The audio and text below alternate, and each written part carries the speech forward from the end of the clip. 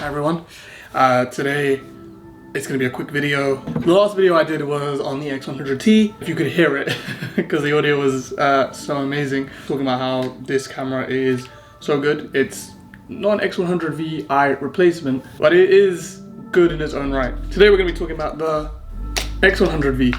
So this is the X100V and this is the X100T. As you can see that they are both very different cameras. I really enjoyed this camera, and I'll give you a bit of backstory. I have an X-T3 and I got an X100T because I wanted to see how a fixed lens Fujifilm camera was like, and I enjoyed the X100T. I thought it was amazing when I was traveling, when I was in Iceland. A video will come out on that soon, so make sure you subscribe. But yeah, I really enjoyed the X100T, and I think the limitations that I found with it was maybe just a little bit poor autofocus and battery life. You know, I dipped my toe in. The X100Vi came out and I thought maybe I could snag a good deal. So I managed to get an X100V for about £900, which was a really good deal, I think. And I'm sure you can get an X100V for a lot cheaper than they used to be going for. I think the hype is sort of dying down, which is good, but from my limited amount of testing, the limitations I had with this camera, I don't have them anymore because the battery life is, essentially I can swap my X-T3 batteries with this camera. The images that you can get with this camera, they are amazing. So yeah, I'd say all the positives about this camera, you've got things like film simulations. I think the X-T4 has decent autofocus performance. I think it's not going to be up there with Sony or even Panasonic nowadays. So it's good enough for like street photography. As you can see, it's got a nice screen, not fully articulating, but it is a nice sort of compact sort of shooter. You can shoot a nice video with this. Essentially it's my X-T3, so I'm used to it. It's a nice weight, it looks nice as well when you have a nice camera strap and whatnot around it. Let's go with some negatives of this camera. I think IBIS is sort of needed, so if you can spare a bit more money, maybe get the X100Vi, because IBIS can be useful sometimes. For me personally, I think it's okay. I don't really need it. Another negative that I found with this camera is I think the construction of it. I've seen online there's some issues people have with the shutter and some of the dials. In terms of construction of it, I'm not sure it's the best that Fuji have made. I think this feels a lot more premium. It feels a lot more stronger. So one thing I will say, when you are playing with this camera, I know people can say just get an X-T5 and then pair it with a 27mm.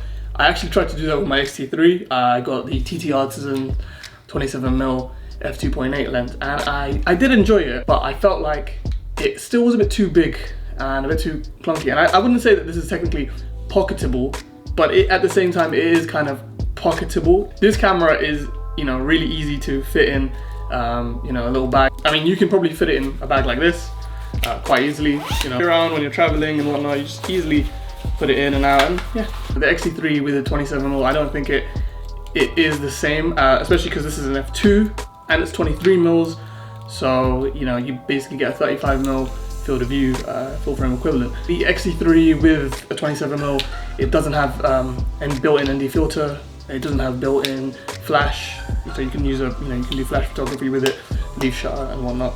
So there's a lot of pros to having an X100V compared to interchangeable lens. And what I realized, and for me, what tipped over the scales, I have this camera that I'm recording on right now, which is a great camera. Review will come very soon, I hope. And the reason why I decided, finally, that I think maybe for me, long term, it's better to have a camera like this paired with my, bigger camera that I use for professional shoots and for recording my videos, because I don't need to buy so much into the Fujifilm ecosystem. I don't have to get multiple lenses. I think long term, probably I'm gonna stick to this and that camera.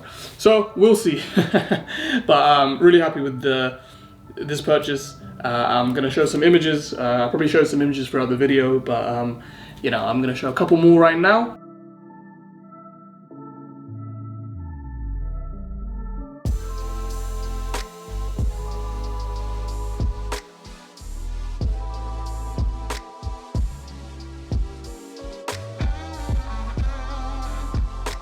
And yeah, I mean, I'm just happy with this camera. It just it makes me want to shoot, and I think that's the most important thing.